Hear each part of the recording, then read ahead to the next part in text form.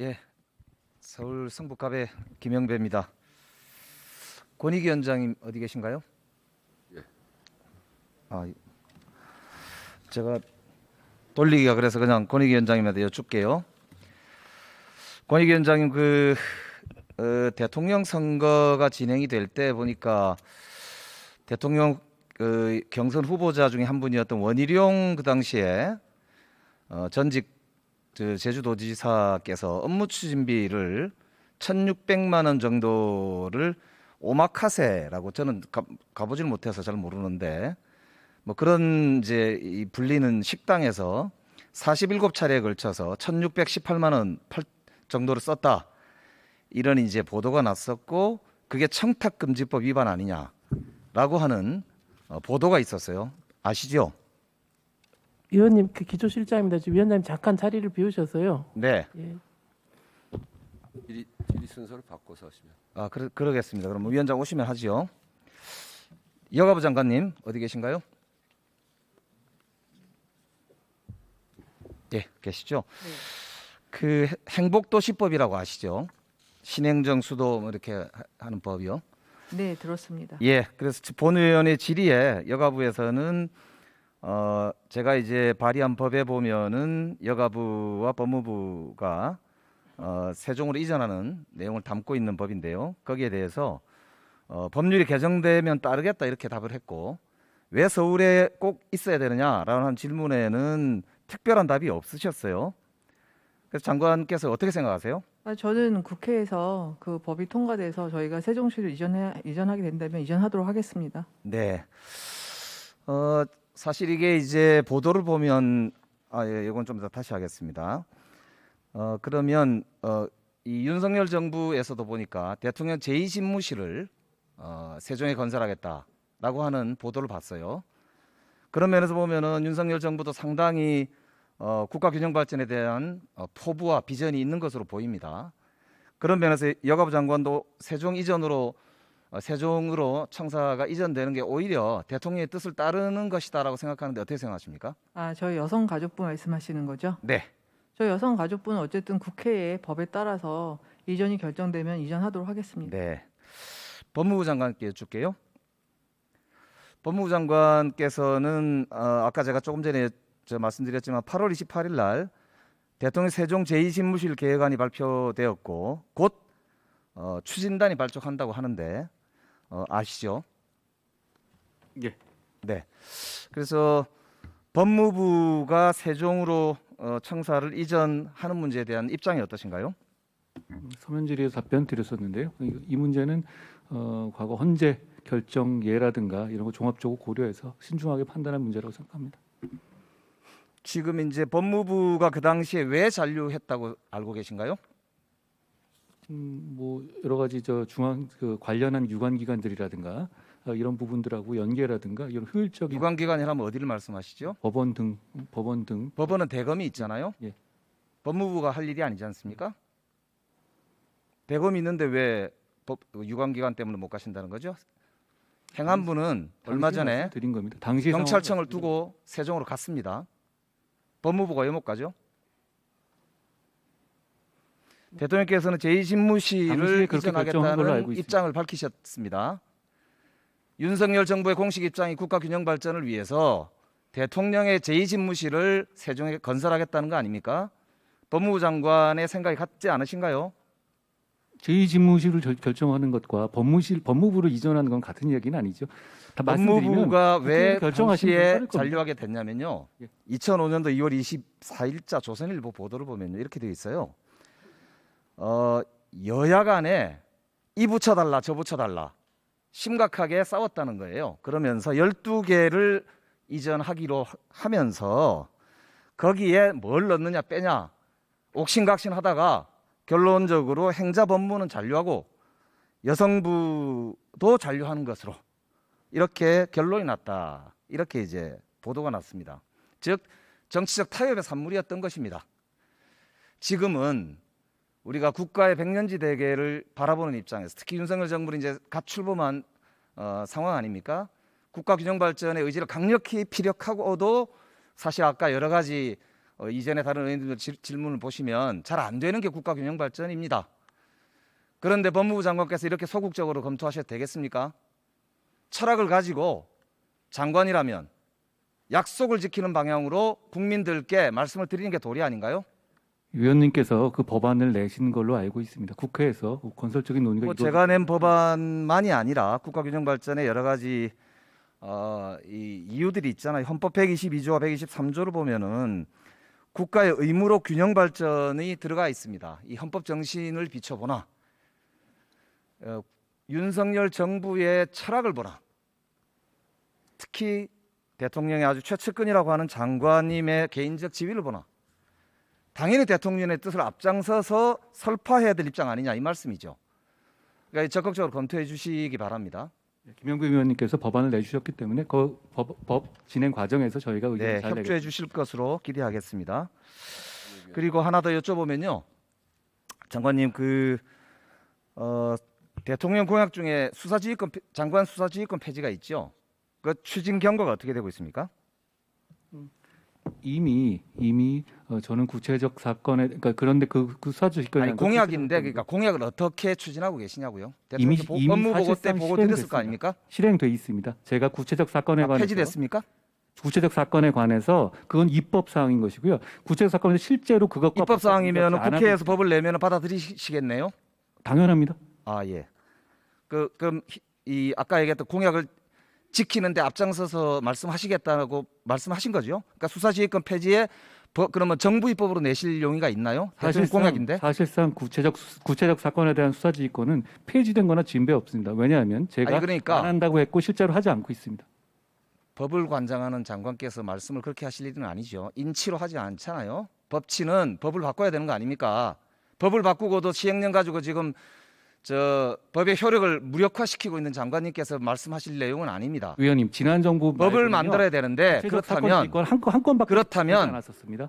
윤 대통령의 공약이기 때문에 주무장관으로서 그 법을 만들어서 국회로 정부 입법으로 보내실 용의가 없습니까? 잘 검토해 보겠습니다. 이미 제가 말씀드린 것처럼 사실 그 구체적 대통령의 사건 지휘권은 공약인데 지난 검토를 정부 하신다는 하에서만 이야기를 이 자리에서 남발됐었고요. 와서 하시면 사용되지도 어떻게 합니까?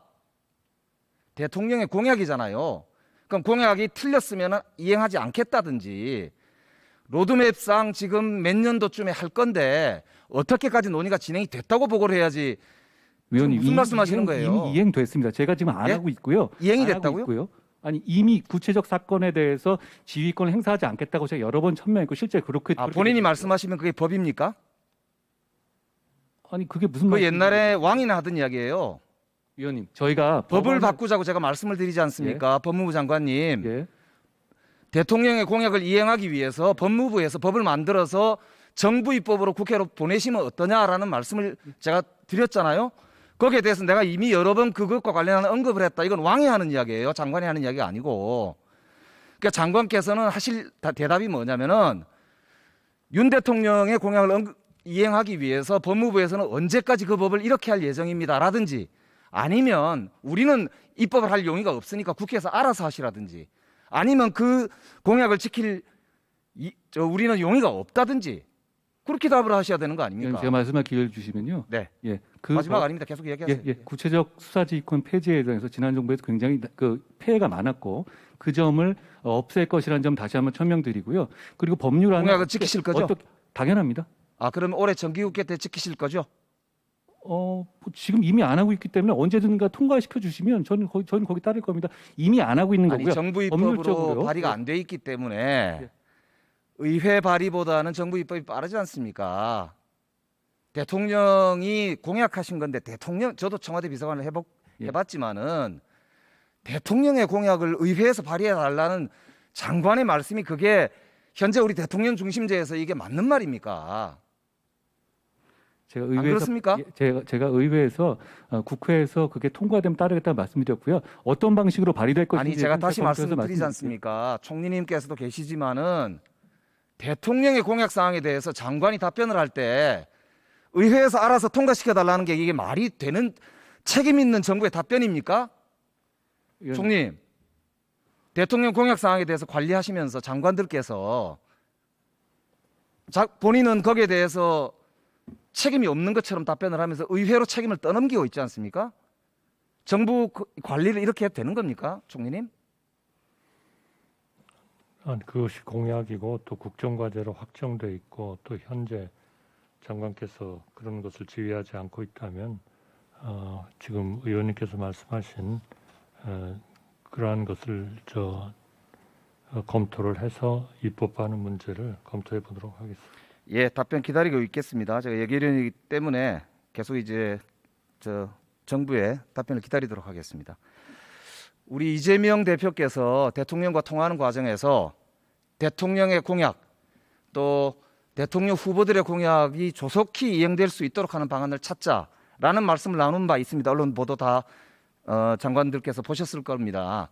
민주당은 윤석열 정부의 성공을 위해서 이재명 대표의 말대로 성공을 위해서 대통령의 공약 뭐 좀 더 나간다면 공통 공약까지도 입법과 예산을 가지고 뒷받침할 용의가 있습니다.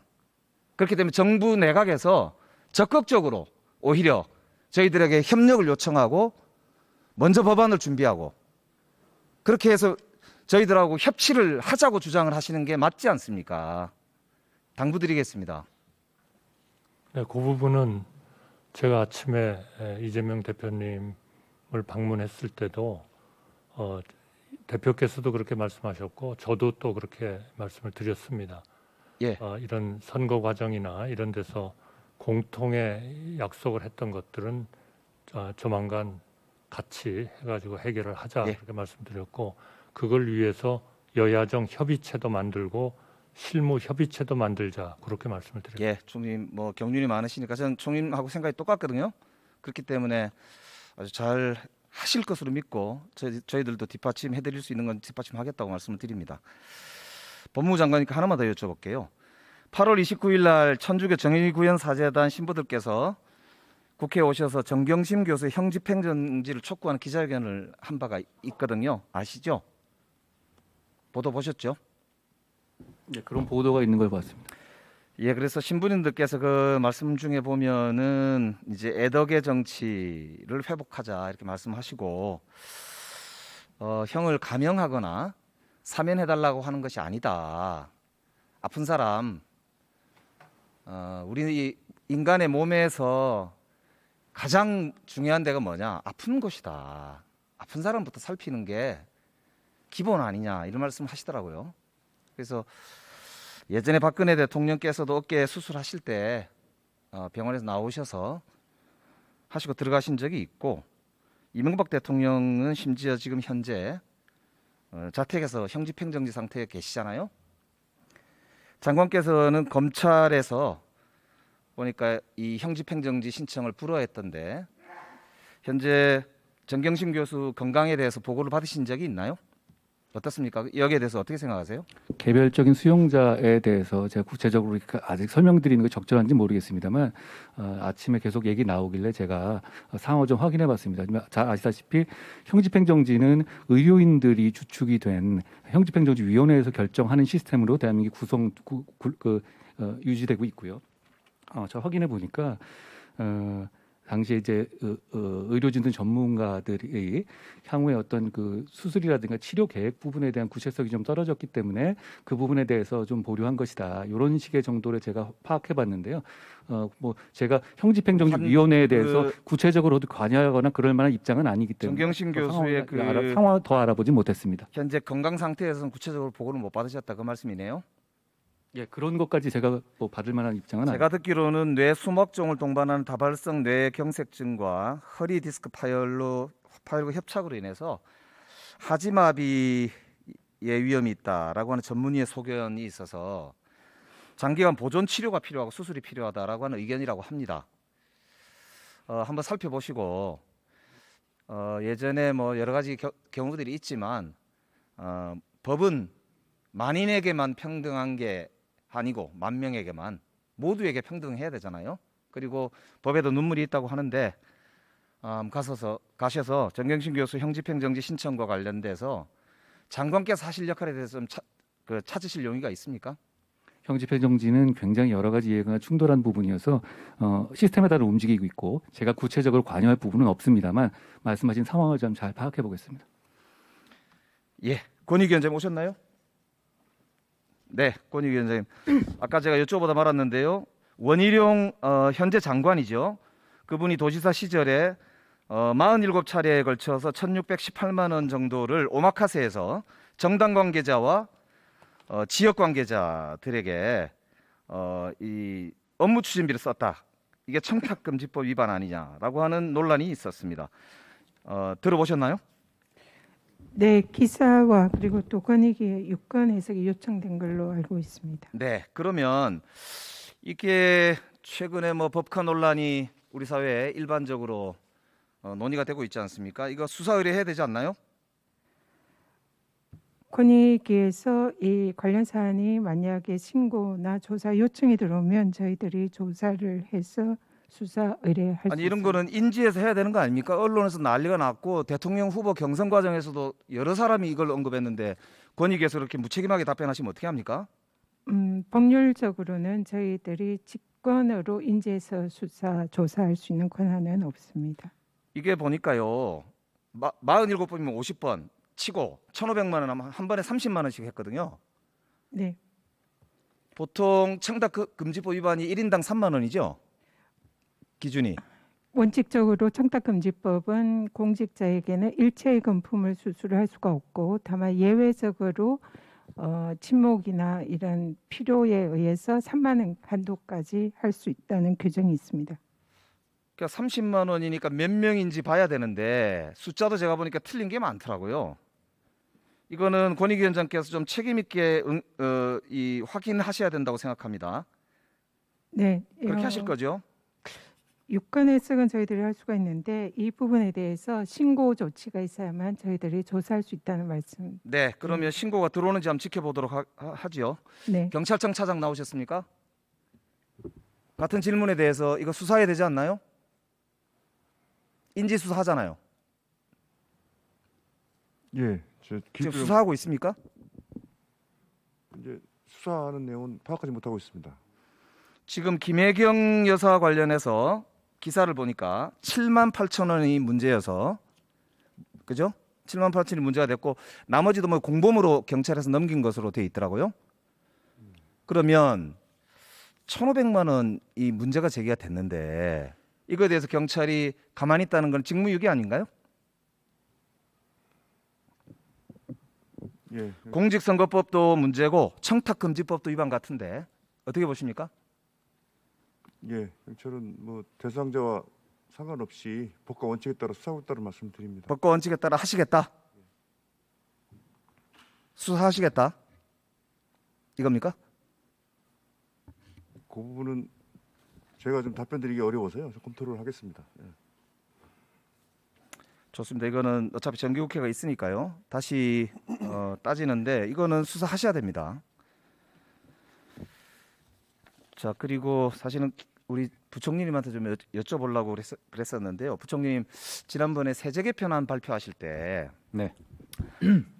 세제 개편안이 이 감세액의 총 규모를 13.1조 원이라고 하셨더라고요. 예. 누적적으로는 얼마입니까? 누적은 해마다 되면은 반복적으로 그거 곱하기 뭐 몇 년. 그러니까 이게 이런 거예요. 예. 전년 대비 기준이라고 하는 기준을 쓰면서 첫 해 감세 결과 6.4조 마이너스, 예. 둘째 해는 마이너스 7.3이라고 쓰셨어요.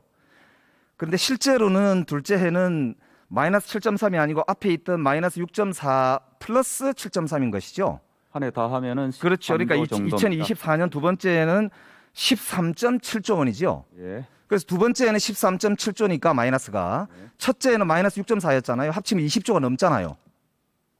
그러니까 그래서 두 해만 합쳐도 20조가 넘어요. 마이너스가. 그런데 이거를 마치 5년간 전체가 마이너스 13조 원밖에 안 되는 것처럼 감세를 줄였어요. 즉 분식 회계를 한 거예요. 의원님 저희들이 기재부 발표가 이렇게 국민들을 눈가림하고 속이면 되겠습니까? 의원님 저희들이 제가 추산을 해보니까 자료로 5년간 마이너스 60조예요. 5년간은 60조입니다. 이 세제 개편안만 하더라도. 예, 60조입니다. 예. 그렇게 근데 보시려고 그러면 13조라고 말씀하셨잖아요. 의원님 아닙니다. 단년도에 13조고 5년간 하면은 60조인데 그렇게 보시려고 그러면 5년간의 세수도 2,000조로 비교를 하셔야 된다.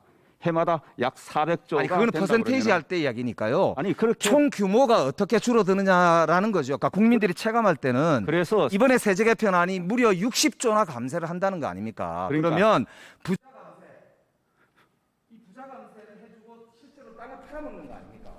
의원님 이렇게 발표하는 방식은 그러니까 손이 많은 순회법, 누적법인데 이거는 지난 정부에도 똑같이 발표를 했고 그렇게 왔습니다. 아니 두 가지 다 발표를 합니다. 두 가지 다 발표를 하고 단년도의 비교는 60조 발표했습니다. 네. 그 보도 자료 또 추가로 냈습니다. 다 말씀드렸습니다. 예. 네, 수고하셨습니다. 오전 질의는 이하경 의원님까지 하는 것으로 하겠습니다. 다음은 전북 남원시 임실군 순창군에 존경하는 이영호 의원님 질의해 주십시오.